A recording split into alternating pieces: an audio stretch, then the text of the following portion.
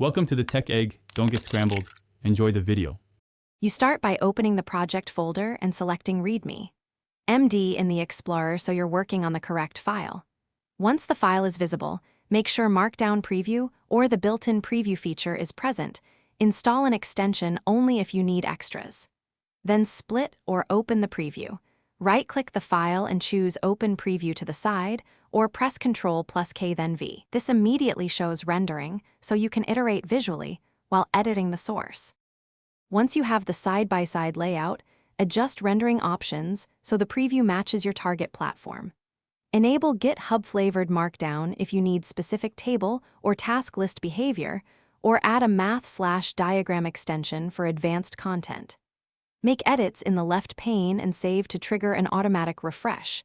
If it doesn't update, use the Preview Refresh button. Also check zoom and wrap settings so long lines and code blocks appear as expected. To finish, review the full preview and click through links and images to ensure paths are correct relative to the repository route.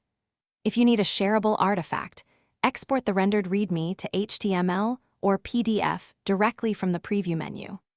If something renders incorrectly, try disabling other extensions that might override Markdown rendering or clear Vscode's Markdown cache and reload the window. This simple troubleshooting step often resolves stale or inconsistent preview issues quickly, so you can publish with confidence. Thanks for watching. Consider subscribing if I helped unscramble your problems.